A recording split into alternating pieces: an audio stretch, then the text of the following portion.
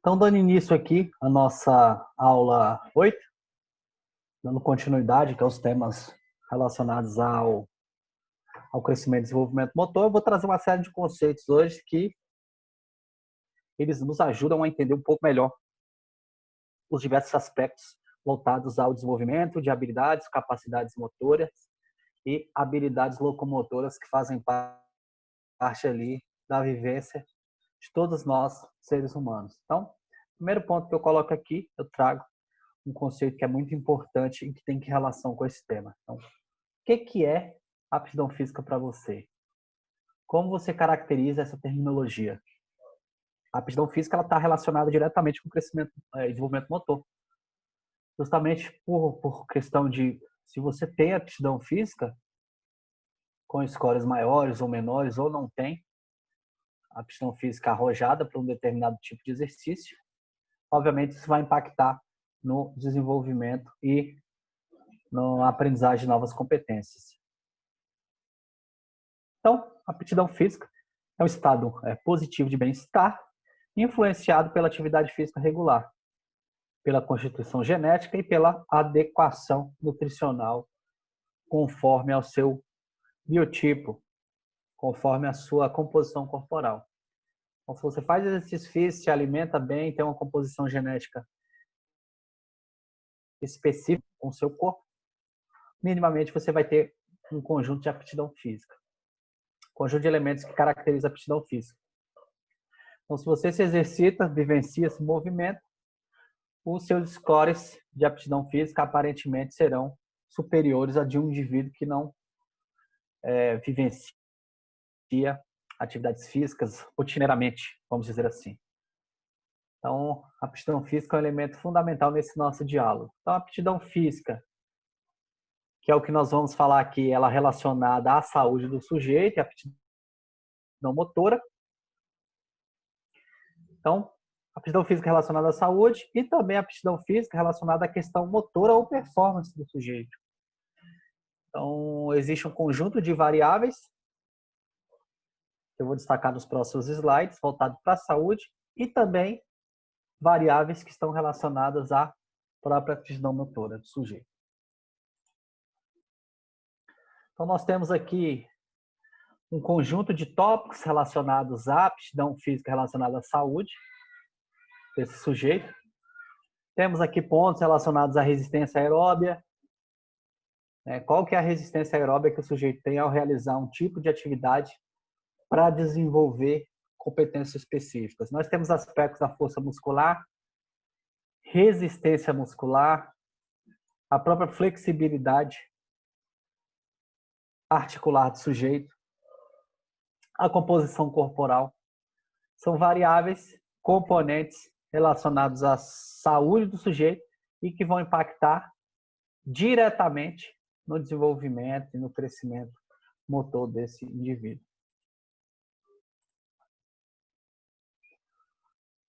Então, se nós pensarmos aqui na resistência aeróbia, é um aspecto de resistência muscular específico do coração, dos pulmões e do sistema vascular do sujeito. Então, refere-se ali à capacidade de realizar numerosas repetições, por exemplo, em uma atividade estressante, como, por exemplo, uma corrida, um exercício específico, andar de bicicleta, caminhar, exigindo considerável uso do sistema circulatório e respiratório. Então, se você faz um determinado exercício a uma determinada intensidade compatível com seus aspectos biológicos, aparentemente você vai melhorar essa resistência. E melhorando a resistência, você poderá fazer atividades que antes provavelmente não fazeria ou não tinha condições de fazê-la em um ritmo considerável e que pode promover a aquisição de novas habilidades ou, sobretudo, o refinamento daquelas que você já tem. Uma vez pensando na ampulheta de Gallagher, que o indivíduo se desenvolve, vai passando nos diversos estágios, desde o momento em que ele vivenciava o estágio do reflexo, do movimento reflexo, até o momento que ele se torna um especialista.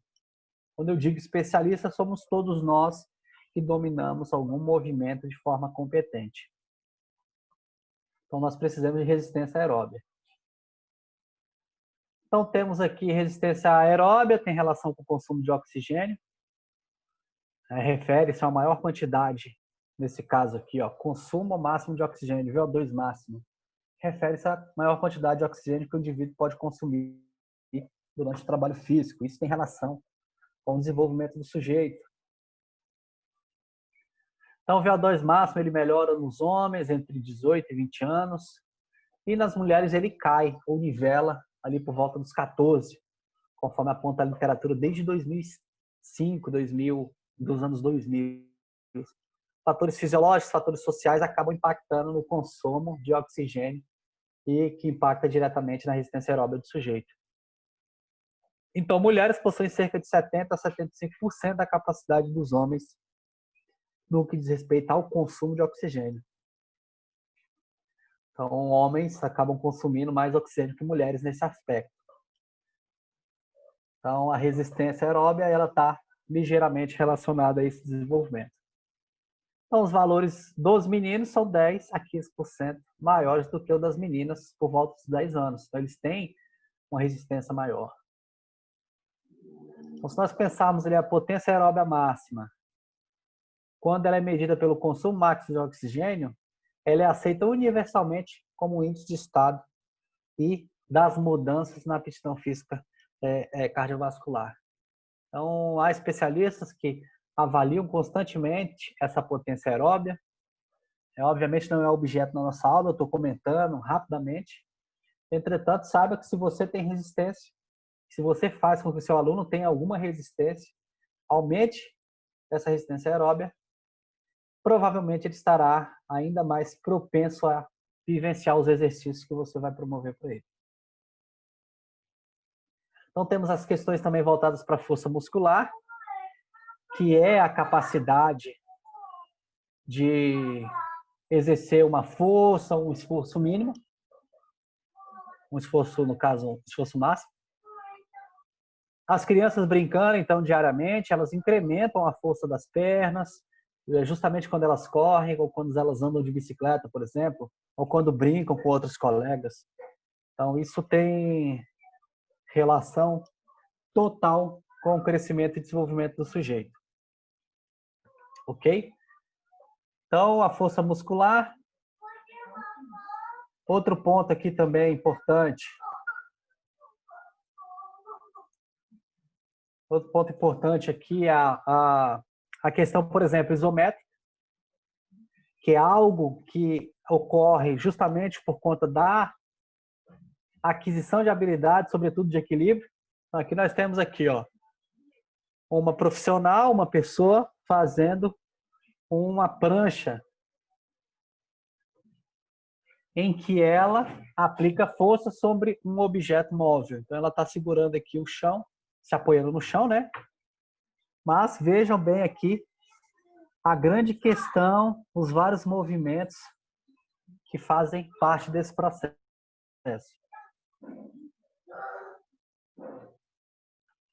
Então, nós temos aqui a força muscular também, quando nós falamos da questão isotônica, que é a força em que o músculo percorre a amplitude do movimento.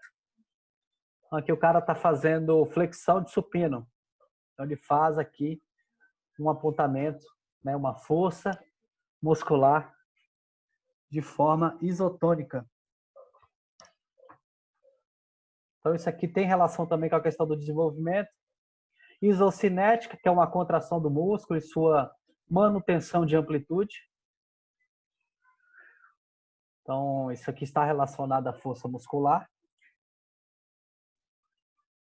Então, a força ela aumenta mais rápido que o tamanho do músculo durante a infância.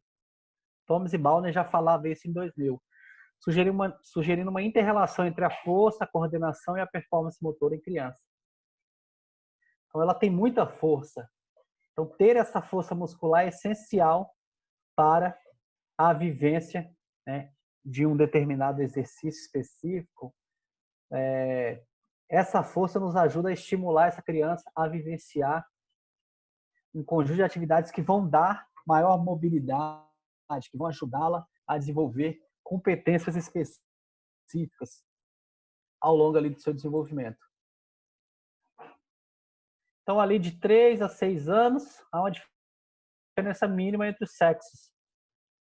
Só que os homens, eles, a partir dos 6 meses aos 2 anos, há um aumento de força drástico dos homens em relação à mulher, porém aos 17 anos essa força diminui um pouco. Mulheres desaceleram um pouco mais rápido, por volta dos 15 anos. Então veja que há um pico ali durante a adolescência de força que, obviamente, conforme ele vai vivenciando esse processo, ele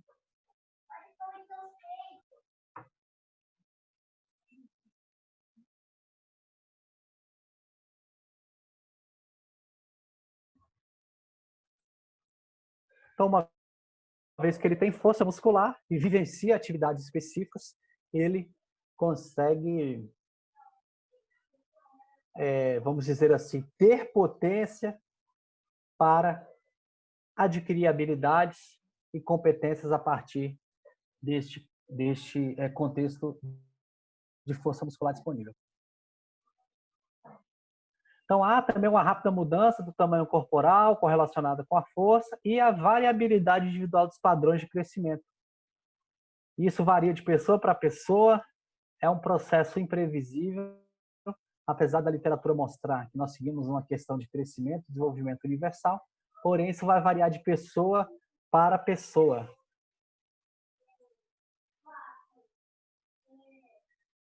Então, nós temos aqui a resistência muscular também, que é um tema importante, está relacionado com a capacidade do músculo ou do grupo muscular de realizar um trabalho repetidas vezes. Então, ao longo de toda a infância, tanto os meninos quanto as meninas vão apresentando melhoras regulares nesse processo. As meninas, sobretudo, elas avançam no que diz respeito à resistência muscular, sobretudo ali na puberdade, só que depois, posteriormente, elas desaceleram.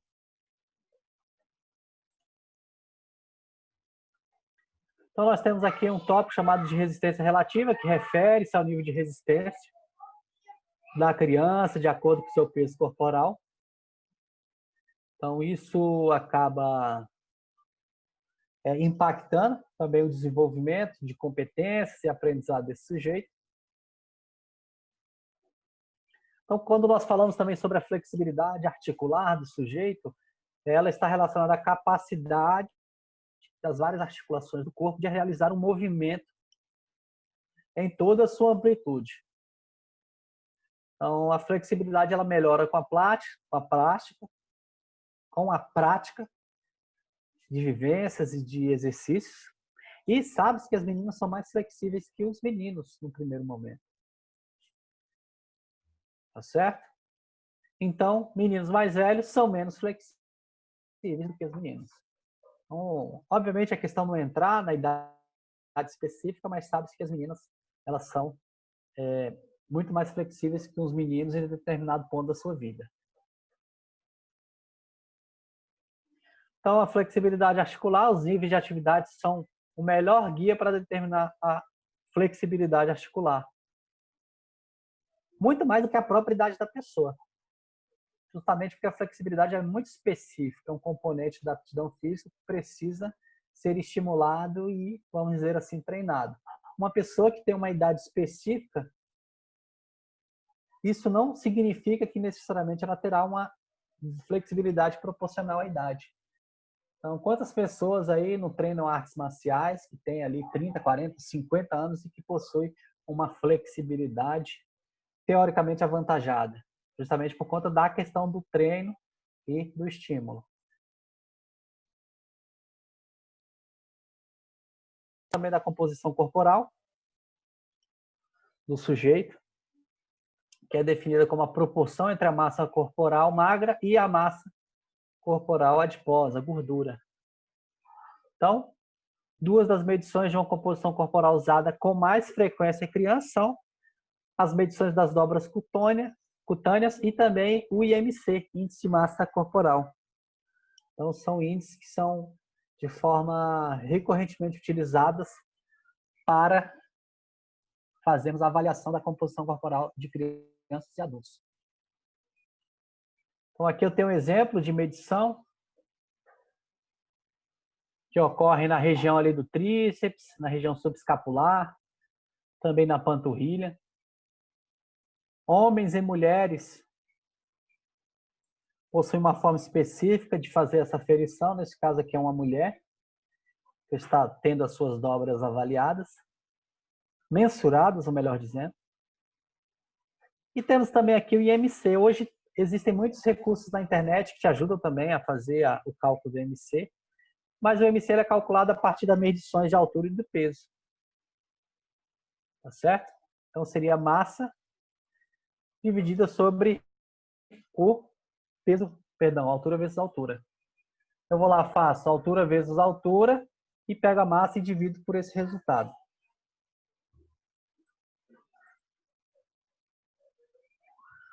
Então, as crianças estão mais obesas, cada dia mais, sobretudo no que diz respeito a esse tópico aí da composição corporal. Então, sendo que nos Estados Unidos e Inglaterra, há registro de que as crianças de 6 e 7 anos estão ficando gradualmente menos ativas. Então, perceba, crianças ainda jovens, que poderiam estar se movimentando, ainda estão, vamos dizer assim, cada dia que passa, menos ativas. Poderiam estar brincando, vivenciando esporte, vivenciando outras atividades.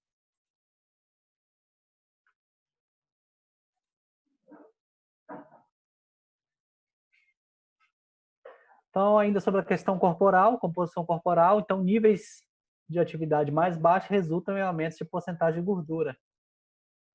Então, quem é menos ativo aparentemente acumula mais gordura.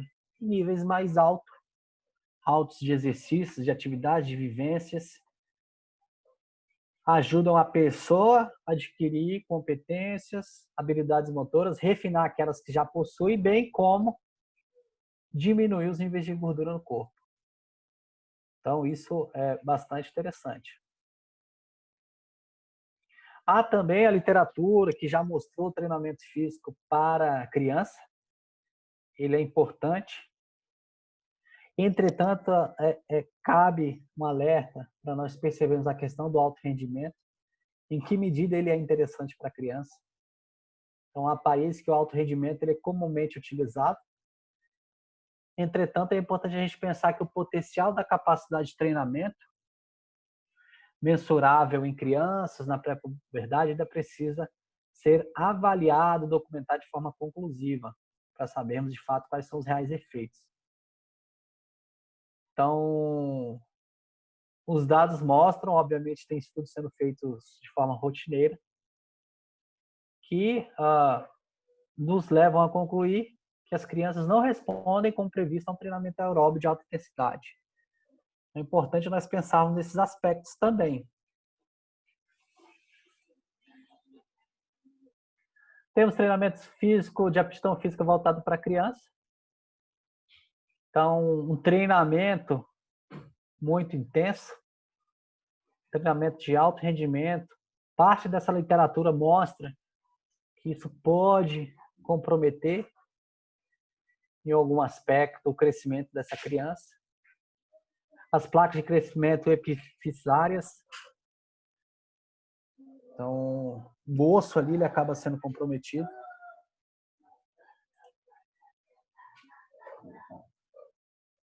Então, no que diz respeito ao treinamento de aptidão física, com a supervisão adequada, ele pode sim trazer algum benefício para a criança. Pode também ajudá-la a reduzir alguma lesão e também ajudá-la ali na melhora do seu desempenho, do seu condicionamento físico, que a princípio ajudará esse indivíduo a se desenvolver ainda mais. Temos questões voltadas para o hormônio, os hormônios anabólicos, fazem parte de todo esse contexto. Então, por exemplo, um dos hormônios anabólicos mais importantes é o hormônio do crescimento, encontrado em crianças na pré-puberdade. É um hormônio que faz parte ali do desenvolvimento da criança e que impacta significativamente ali no seu desenvolvimento. Temos questões voltadas à adaptação neuromuscular, são mudanças que resultam e que são ocasionadas a partir do treinamento. Então, conforme a gente vai treinando, vai estimulando, a criança ela vai se adaptando. Diversas regiões neuromusculares vão sendo desenvolvidas. Então, o ser humano ele vai se adaptando a diversas novas condições que são impostas, sobretudo se elas forem supervisionadas, pensando sempre em um estímulo adequado conforme a idade e os diversos aspectos daquele sujeito. Então, nós temos aqui a corrida em distância, ginástica e natação. Se feito de forma excessiva, tem condições de causar lesões de forma contextualizada para atletas e indivíduos em idade de pré-puberdade. Então, é importante a gente pensar nesse aspecto. Em que medida esses estímulos são importantes para os sujeitos? Treinamento de flexibilidade é importante, sobretudo a flexibilidade articular é essencial para prevenir lesões. Então, acaba sendo fundamental nós pensarmos nesse tipo de exercício que ajude nesse desenvolvimento da flexibilidade.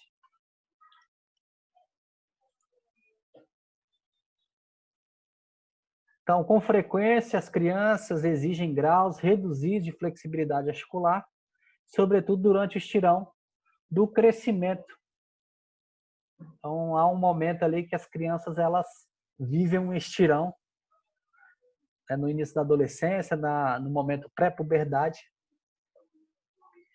em que acaba sendo um evento muito importante aí no desenvolvimento da criança. Michele em 85 já falava sobre isso. O praticante jovem tem de ser incentivado a envolver-se em um programa de alongamento antes de partir para a vivência de algumas experiências novas, vivência de algum tipo de atividade específica, um esporte propriamente dito. Então, preparar esse sujeito para evitar algum tipo de lesão, sobretudo nas suas articulações, alguma região muscular especificamente. Existem várias literaturas disponíveis. Então, por exemplo, se colocar no Google acadêmico sobre a questão do alongamento muscular, ele vai mostrar aqui para nós alguns estudos que nos baseiam, nos ajudam a balizar esse tipo de vivência. Então, nós temos aqui aspectos voltados à aptidão física relacionada à saúde, à capacidade do movimento. Nós temos ou deveríamos pensar constantemente na questão da performance. Quando eu me refiro à performance, novamente, eu lembro que não estou falando apenas de performance no alto rendimento. Performance é fazer uma atividade de forma adequada e voltada para o sucesso do indivíduo. Seja no nível rudimentar, seja na fase ali fundamental ou até especializado. Então, vai exigir graus de condicionamento totalmente diferentes. Condicionamento, força muscular, resistência. Então, são variáveis que nós vamos lidar ali no cotidiano e que nós deveríamos pensar sobre ela. Então, a aptidão física relacionada à saúde, a aptidão motora, as capacidades do movimento, todas estão interrelacionadas. Então, cada um acaba influenciando a outra. Ok? Então, é importante nós pensarmos nesses aspectos também. Então, temos a aptidão física voltada para o contexto motor. Há diversos estudos na literatura que mostram temas que têm relação com o que nós estamos falando. A aptidão física, crescimento e desenvolvimento motor, aquisição de habilidades locomotoras. Tanto para crianças, em idade escolar, pré-escolar, quanto para adultos. Vale a pena sempre fazer uma leitura. Então, aqui eu coloco no Google Acadêmico, que é uma base importante de artigos, que vão ajudar professores e profissionais a entender ainda mais sobre esse tema. Estou falando de forma pontual, a partir da literatura do professor David Gallagher, porém, existem outros estudos que vão nos ajudar a compreender melhor esse tema. Basta dar uma pesquisadinha no Google acadêmico. Então, os fatores de controle do movimento, do equilíbrio, da coordenação, são muito importantes de serem desenvolvidos no início da infância, aquilo que a gente vem comentando, né? Desenvolvimento de habilidades motoras a partir da vivência do equilíbrio e de coordenação. Então, diversos fatores relacionados à produção de força, velocidade, agilidade do indivíduo são muito importantes, sobretudo depois que a criança adquire um controle sobre os seus movimentos fundamentais, em que ele parte do fundamental e vai se especializando ao longo da vida. Então, ali, já no início e no final da infância, é um momento estratégico para que nós trabalhemos e desenvolvemos esses diversos aspectos para o controle do movimento. Então, é a gente pensar na coordenação, que é a habilidade de integrar os diversos sistemas motores separados do indivíduo. Então, quanto mais complicada for uma tarefa, maior deverá ser o nível de coordenação do indivíduo, para que ele tenha uma performance eficiente. Então, a coordenação é algo que se faz viável de ser estudado ao longo de toda a trajetória do sujeito.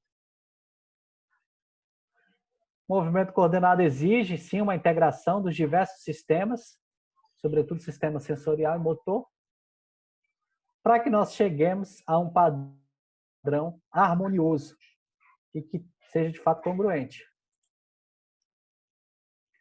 O equilíbrio, que é a capacidade de manter a estabilidade do próprio corpo, quando se coloca em diversas posições. O equilíbrio é uma dimensão que precisa ser avaliada, precisa ser trabalhada. A velocidade, a capacidade de cobrir uma distância curta no menor tempo possível. Então, isso tem uma relação importante. Nós trabalharmos esse contexto da aptidão física. Isso se torna essencial. Temos também os aspectos voltados aqui ao tempo de reação e o tempo de movimento que influenciam na velocidade, na agilidade e na potência.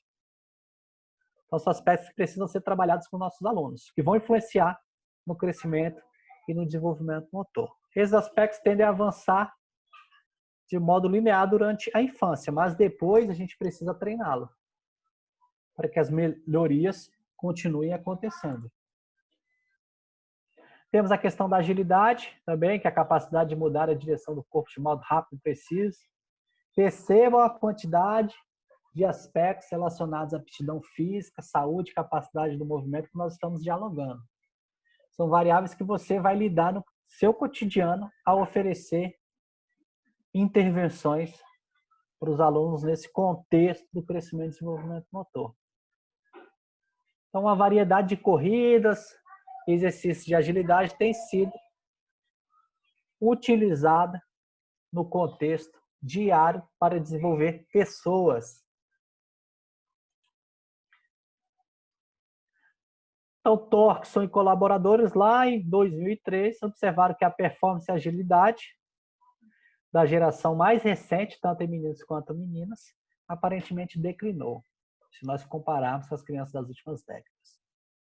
Então, como é que você avalia essa questão de ter declinado? Será que as crianças estão mais sedentárias hoje em dia, estão fazendo menos exercícios, estão comendo mais gordura, mais fast food, jogando mais videogame, computador? Então, como isso se materializa? Então, é importante a gente pensar nesse contexto. Temos a questão da potência, que é a capacidade de fazer um esforço máximo num período de tempo mais curto possível. Então, a potência ela é geralmente chamada de força explosiva e representa o produto da força dividida pelo tempo. Então, às vezes eu faço um exercício de potência, de força explosiva, quando eu preciso pegar o ônibus, por exemplo. O ônibus passou da parada, você precisa dar aquele sprint ali, vivenciar aquela força explosiva para poder alcançá-lo. Então, isso é importante nos exercícios, nos estímulos voltados ali para o indivíduo. A potência está relacionada à velocidade de contração dos músculos que estão envolvidos, assim como a força e o uso coordenado desses músculos que vão determinar o grau de potência do indivíduo. Existem estudos que lidam com esse aspecto. Essa área ela é muito extensa, mas saiba minimamente que a potência é um fator determinante no crescimento e desenvolvimento do indivíduo. Então, existem várias medições que são comuns, voltadas para o contexto da aptidão física relacionada à saúde. Resistência, flexibilidade, composição corporal, certo? Que pode ser viabilizada por vários exercícios abdominais, no caso, flexibilidade, sentar e alcançar, né? A aferição da própria composição corporal por meio do IMC, por meio de avaliação também a partir da coleta das dobras cutâneas. Então, enfim, eu trago uma tabela que mostra basicamente um conjunto de técnicas, estratégias, de procedimentos que vão nos ajudar a medir, né, a aferir essas medições voltadas para o contexto do indivíduo. Então, nós temos aqui também as medições que estão relacionadas aos componentes da aptidão motora. Então, nós podemos observar aqui também, ó,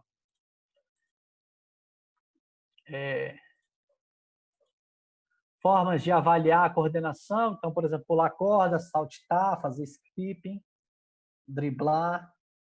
São vários exercícios que ajudam esse indivíduo a testar, a vivenciar esses diversos aspectos. Temos também o equilíbrio. Nós podemos estimular o indivíduo, caminhar sobre uma barra, por exemplo, caminhar sobre um bastão. Enfim, fazer exercícios que ajudem esse indivíduo a promover o equilíbrio, seja confrontado a vivenciar esse exemplo. Podemos ainda falar sobre a questão da velocidade, o componente da aptidão motora, fazer um teste, por exemplo, de um tiro ali de 19 metros, 10 metros, 15, 28 metros, fazendo uma pequena corrida para avaliar ali as condições, né, daquele componente especificamente. Então, perceba que existem técnicas que vão nos ajudar a compreender esse fenômeno. Sobretudo, estimular o indivíduo. Então, eu quero trabalhar a coordenação, eu vou tentar adotar um teste específico para a coordenação. Então, para o equilíbrio, vou para o equilíbrio. Para velocidade, para velocidade. Ou a união desses três. Assim como nós vimos no vídeo em que se foi estabelecido ali, o professor, ele criou um circuito para trabalhar com o seu aluno na idade escolar esses diversos componentes. Então, ele foi lá, ele trabalhou a coordenação, o indivíduo fez o rastejo, fez o salto, fez pequenos saltitos, fez explosão de velocidade, e assim ele está estimulando o indivíduo a se desenvolver. Então, é algo que é muito interessante para o contexto desse sujeito. E aqui trago algumas reflexões para que você pense sobre esse aspecto, né? Então, que fatores, em separados ou combinados, podem contribuir para o declínio dos componentes da aptidão física? Então, por exemplo, o sedentarismo ele contribui para esse declínio. Então, o condicionamento físico do indivíduo ele é comprometido a partir do momento que ele se alimenta mal e é sedentário. Então, segundo ponto aqui, por que a obesidade infantil causa preocupação? Sobretudo porque nós vimos que as crianças estão menos, vamos dizer assim, os seus movimentos ao longo dos anos estão decaindo conforme o slide que nós apresentamos em algum momento dessa gravação. Então, por que instituições tendem a enfatizar a aptidão física relacionada à saúde mais do que a aptidão motora? É um outro ponto que vale a reflexão. Será que a instituição está preocupada, as escolas, as instituições que a gente faz parte, está preocupada com a aprendizagem motora dos indivíduos? Será que ela conhece a importância da aprendizagem, do crescimento motor do sujeito? Então, nós, como professores de educação física, precisamos esclarecer isso para pais, para outros professores, para a sociedade e para as instituições. E outro ponto que fica para a nossa reflexão. Na sua opinião, que componentes da aptidão física relacionada à saúde tem mais impacto sobre o estado da saúde da criança? Ou do adulto, ou do adolescente? Eu trouxe criança, mas isso se aplica a um conjunto variado de indivíduos. Então, segue essa reflexão para a gente pensar, mesclar e unir os diversos componentes que foram apresentados nessa aula. Trabalhar com esses componentes, lembrar a importância de cada um deles, sobretudo como trabalhar esses componentes para novamente, lembrando, trabalhar a questão das fases e dos estágios em que cada indivíduo vai passar. Inevitavelmente, nós seguimos um crescimento projetado por meio de fases e estágios que segue uma sequência universal, como nós vimos, propostos aqui pelo professor Galarru. Mas, se nós utilizarmos esses componentes voltados para o desenvolvimento da saúde, para o desenvolvimento das questões locomotoras, percebermos em que fase o indivíduo está, se ele está vivenciando a aprendizagem inicial de habilidades básicas locomotoras, se ele já tem um conjunto de habilidades fundamentais formadas, ou ainda se ele já tem um repertório intenso de habilidades e está especializando as suas habilidades no cotidiano. Então, isso acaba sendo essencial para que nós façamos a gestão desse aprendizado locomotor como um todo. E não esquecendo, basicamente, do nossa, vamos dizer assim, questão central, que é a promoção do crescimento e do desenvolvimento motor, proporcionado por experiências, por vivências e por estímulos oriundos, sobretudo, da nossa especialidade, da nossa área, a educação física. Espero que você tenha se apropriado dessa aula, faça as devidas reflexões, busque conteúdos complementares e, se puder, fazer a leitura dessa obra, que é uma obra que foi lançada em 2013, mas é clássica, bastante atual, eu vou pedir que você faça. Tá bom? Bons estudos e até a próxima.